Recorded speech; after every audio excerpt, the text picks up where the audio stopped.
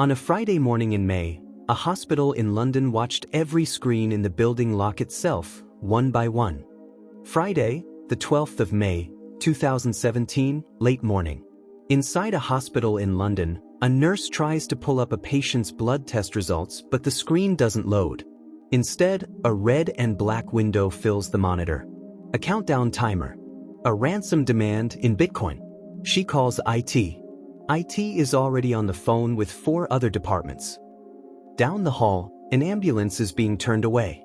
Somewhere else in the building, a surgery has just been postponed, not because of a medical complication, but because the machine that displays the patient's scans has locked itself and is now demanding $300 to unlock. This isn't one hospital. Within hours, it's dozens. Within a day, it's reported in over 150 countries. Shipping companies, telecom giants, car factories, universities. But in the United Kingdom, it lands somewhere it was never supposed to reach: the National Health Service. A system that treats over 1 million patients every 36 hours, brought to a partial standstill by a piece of code that, technically, wasn't even built for it. The strange part isn't just how far it spread. It's what stopped it. Not a government agency. Not a security firm with $1 billion budget.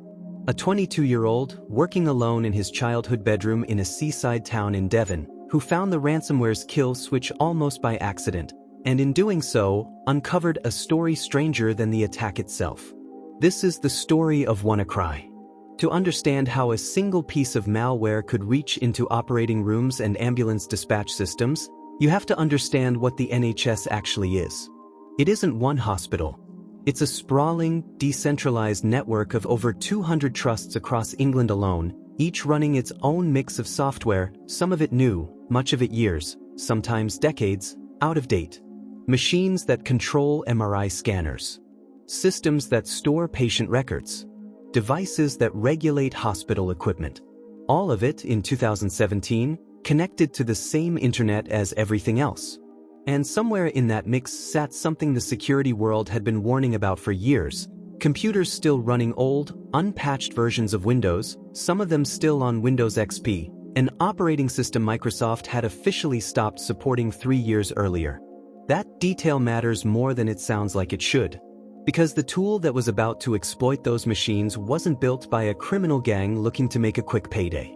It was built, according to intelligence agencies and security researchers, inside one of the most secretive institutions on Earth, the United States National Security Agency. The tool had a name: EternalBlue. It targeted a flaw in the way Windows computers shared files over a network, a protocol most users have never heard of and never think about. For years, EternalBlue reportedly sat quietly in the NSA's own arsenal, a weapon built not to be seen, but to be used, carefully, selectively, in the agency's own operations. Then, in April 2017, a mysterious group calling itself the Shadow Brokers did something almost unthinkable. They published it, online, for anyone to download. A weapon designed by one of the most powerful intelligence agencies on the planet was suddenly sitting in public, free to anyone who knew where to look. Microsoft had actually released a patch for the flaw a month before the leak, but a patch only protects you if you install it. And across hospitals, offices, and government buildings around the world, millions of machines hadn't.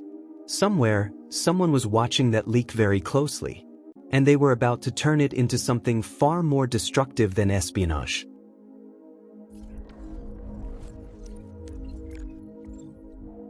It began, as these things often do, quietly. Security researchers would later trace the first confirmed infections to the morning of May 12, 2017. But WannaCry didn't need to trick anyone into clicking a suspicious link or opening a fake invoice. The method most ransomware still relies on today. It didn't need a single victim to make a single mistake. It just needed one vulnerable machine, connected to a network with other vulnerable machines.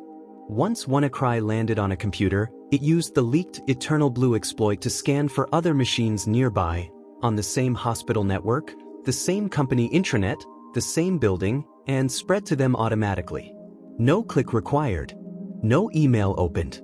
It moved the way a worm moves, silently crawling from device to device while IT staff were still trying to understand what they were looking at. For the NHS, the timing could not have been worse. It was a Friday. Hospitals were at their busiest. And the trusts hit hardest didn't just lose access to a few files. Internal reporting later suggested that in the trusts affected, thousands of appointments and operations had to be cancelled or rescheduled. Some ambulances were diverted to other hospitals, and staff in multiple facilities were forced back onto pen and paper, the way medicine worked before computers existed at all. Somewhere in the chaos, a question was already forming that nobody yet had an answer to. Who does this? Who builds a weapon that doesn't just steal money? It locks doctors out of the tools they need to treat people? The answer wouldn't come for months. And when it did, it would point somewhere almost nobody expected.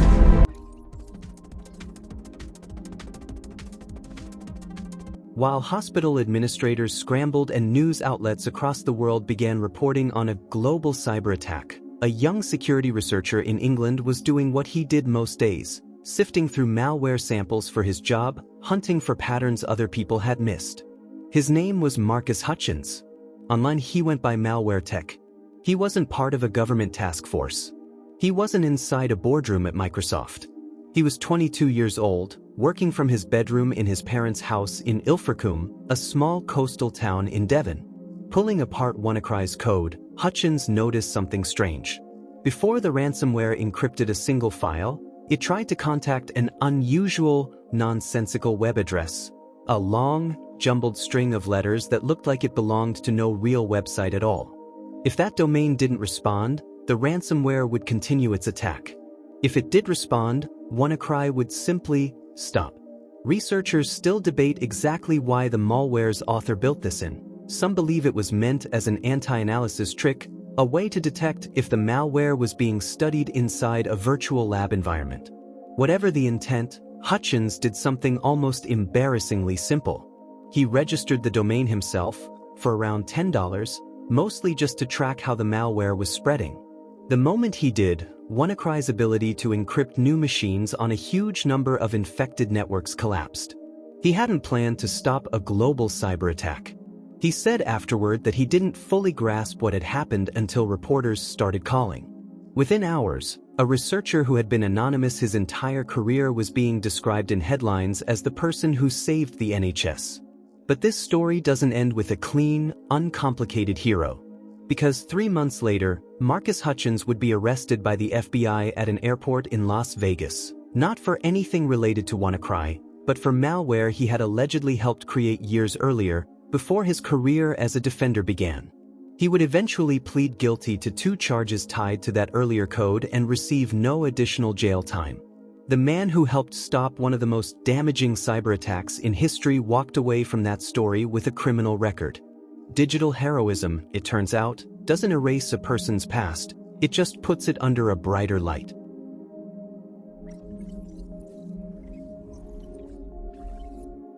Here's the part that should unsettle you more than the outbreak itself. Hutchins didn't defeat WannaCry.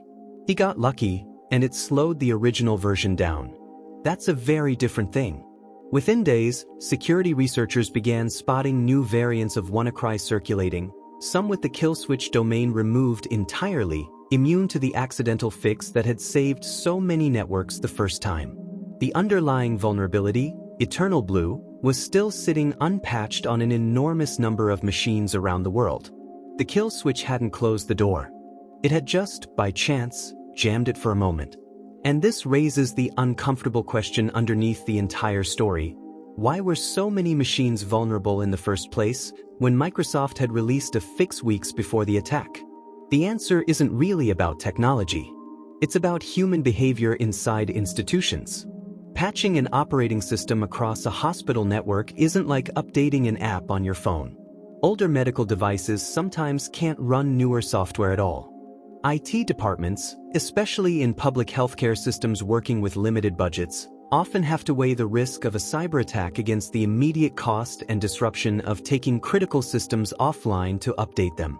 Later government reviews into the NHS attack pointed to exactly this: outdated systems, unpatched machines, and cybersecurity recommendations that had been issued before the attack but not fully acted upon.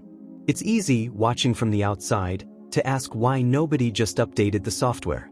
It's much harder when you're the person responsible for a network keeping ventilators, patient records, and surgical scheduling systems running 24 hours a day, and every update carries its own risk of something breaking. WannaCry didn't just expose a technical flaw. It exposed how difficult it is for large, essential institutions to move as fast as the threats aimed at them.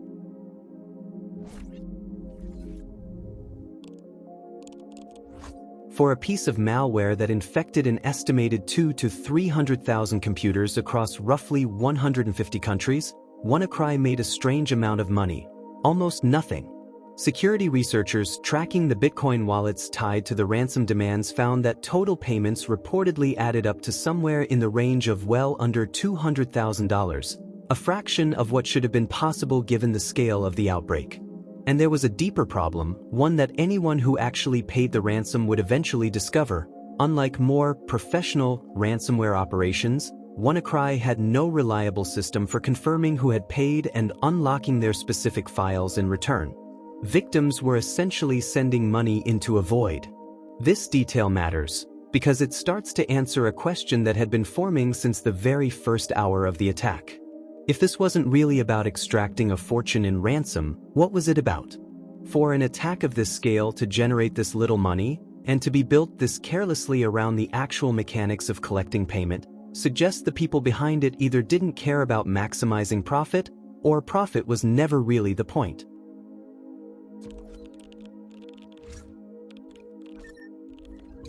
As security firms and government agencies picked apart WannaCry's code over the following months, they started finding something unexpected buried inside it. Fragments of programming style, code reuse, and digital fingerprints that closely resembled malware previously tied to a specific, notorious hacking operation, one that Western intelligence agencies had linked, in earlier incidents, to North Korea. The group is known publicly as Lazarus Group. It's been connected by researchers and governments to a string of major incidents over the past decade, including the 2014 hack of Sony Pictures and a series of attempted bank heists targeting the global financial messaging network SWIFT. In December 2017, the United States government formally and publicly attributed WannaCry to North Korea. The United Kingdom's government made a similar public attribution around the same time. It's worth being honest about how contested this remains. Some independent security researchers have pushed back on parts of the attribution, pointing out that code similarities can sometimes be deliberately planted to mislead investigators, and that definitively proving a nation-state's hand behind an anonymous piece of malware is extraordinarily difficult. What most researchers do broadly agree on is that the coding patterns strongly resemble previous Lazarus Group activity. Whether that reflects direct state control, a state-linked group acting with some independence, or something else entirely is still debated. But if the attribution holds, it reframes the entire story. This wasn't a criminal enterprise chasing a payday. According to US and UK officials, this was reportedly a nation-state weapon, unleashed using a tool stolen from another nation-state's own arsenal, and it happened to tear through a public healthcare system as collateral damage along the way.